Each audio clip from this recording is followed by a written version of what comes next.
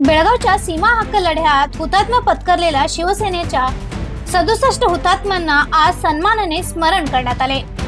शिवसेना आणि महाराष्ट्र एकीकरण समिती यांच्या संयुक्त विद्यमाने आयोजित या श्रद्धांजली सभेत शेकडो शिवसैनिक आणि कार्यकर्ते सहभागी झाले होते।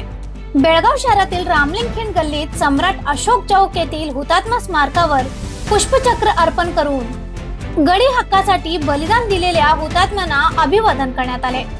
यावेळी परिसरात हुतात्मे अमर रहो, जय महाराष्ट्र अशा घोषणांनी वातावरण भरून गेले।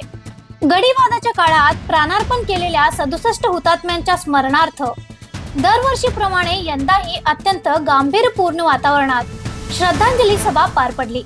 उपस्थित कार्यकर्त्यांनी एकजुटीने घोषणाबाजी करत हुतात्म्यांच्या त्यागाला मानवंदना दिली। यावेळी मये समितीचे युवक नेते शुभम शेळके यांनी बोलताना सांगितले की सीमा लढा आंदोलनात शिवसेनेच्या 67 कार्यकर्ते हुतात्मे झाले।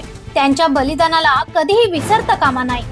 सीमा लढ्याचे गांभीर्य समजून घेऊन प्रामाणिकपणे आणि निष्ठेने कार्य करणे आवश्यक आहे। आणि त्यातलाच एक प्रकार हा महाजन अहवाल ठरलेला। त्या महाजन अहवालाला काढण्यासाठी शिवसेनेनं आंदोलन छेडलं आणि त्या आंदोलनामध्ये शिवसेनेचे 67 हुतात्मे झाले।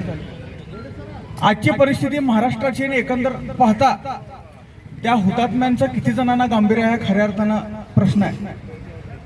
ज्या शिवसेनेनं बेळगावकरांसाठी या आमच्या चळवळीसाठी हुतात्मे दिले, त्या शिवसेनेचे 2 भाग होताना त्या ठिकाणीच पाहावे लागतात। आणि त्यातलाच एक भाग त्या ठिकाणी ज्याचं नेतृत्व स्वतः या कन्नड सक्ती आंदोलनामध्ये ज्यांनी 40 दिवस तुरुंगवास भोगला, तेच आज सीमा प्रश्नाच्या विरुद्ध भूमिका घेणारे पदाधिकारी या ठिकाणी सीमा भागात नेमतात। ही खऱ्या अर्थानं सीमावासियांची शोकांतिका आहे।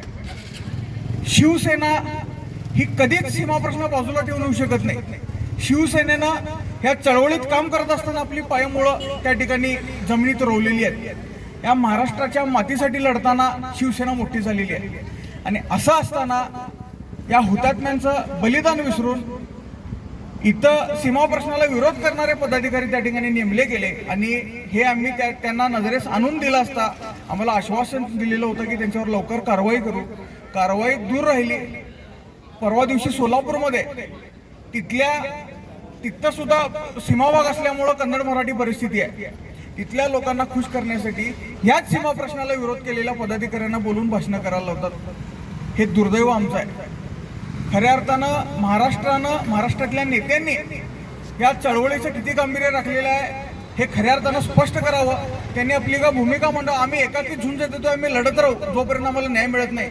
पण तुम्ही कुठंतरी आम्हाला भूल दाखवा, तुम्हाला काहीतरी खोटं बोलायचं, खोटी आश्वासनं द्यायचं, सीमावासियांच्या पाठीशी आहे म्हणून प्रत्येक वेळेला आम्हाला तुम्ही सांगायचं आणि प्रत्यक्षात भूमिका घेताना मात्र सीमावासियांना कुठेतरी त्याचा त्रास होईल, आमच्या भावनांना ठेच पोहोचेल अशी भूमिका तुम्ही घेत असाल तर खऱ्या अर्थाने हुतात्म्यांना तुम्ही विसरलेला आहे। मी महाराष्ट्रातल्या प्रत्येक पक्षातील नेत्यांना विनंती करतो, ज्या पद्धतीनं कर्नाटकातले सर्व पक्ष आणि नेते या चळवळीसाठी एकत्र येतात आणि आक्रमकपणे म्हणतात, त्याच्या विपरीत परिस्थिती त्या ठिकाणी महाराष्ट्रामध्ये पाहायला मिळते। ती आता कुठंतरी थांबली पाहिजेत आणि चळवळीसाठी काम करताना महाराष्ट्र म्हणून तुम्ही एकत्रित यावं, महाराष्ट्र धर्म म्हणून सीमावासियांकडे बघावं आणि आम्हाला या पारतंत्र्यातून मुक्त करावं अशी विनंती करतोय। जाता जाता एवढंच सांगतोय, ह्या हुतात्म्यांचं बलिदान आठवा। आज प्रत्येक ठिकाणी आम्ही जात असताना या हुतात्म्यांचा आशीर्वाद आणि यांना अभिवादन करून त्या ठिकाणी व्यक्त होत असताना त्या हुतात्म्यांचा आशीर्वादांच्या पाठीशी आहे। आणि लवकरच आम्ही स्वतः संघर्ष करून आम्ही न्याय मिळवून घेऊच, पण महाराष्ट्रातल्या नेत्यांनी ह्या बलिदानाला आठवावं आणि ह्यांना हुतात्म्यांना न्याय द्यावा एवढीच इच्छा व्यक्त करतो। यावेळी उपस्थित इतर मान्यवरांनीही सीमा हक्कासाठी प्राण अर्पण केलेल्या सर्व 67 हुतात्म्यांना भावपूर्ण श्रद्धांजली अर्पण केली। या कार्यक्रमाला मये समितीचे प्रधान सचिव माजी महापौर मालोजीराव आष्टेकर, शिवसेना जिल्हाध्यक्ष प्रकाश शिरोळकर, खानापूर युवक समितीचे अध्यक्ष धनंजय पाटील यांच्यासह अनेक मान्यवर उपस्थित होते। तसेच समितीचे खजिनदार प्रकाश मरगाळे, शुभम शेळके, माजी नगरसेवक नेताजी जाधव, अंकुश केसरकर, श्रीकांत कदम यांच्यासह मोठ्या संख्येने शिवसैनिक मय समितीचे कार्यकर्ते उपस्थित होते. सर्वांनी हुतात्म्यांच्या आदर्शांना पुढे नेण्याचा निर्धार व्यक्त केला.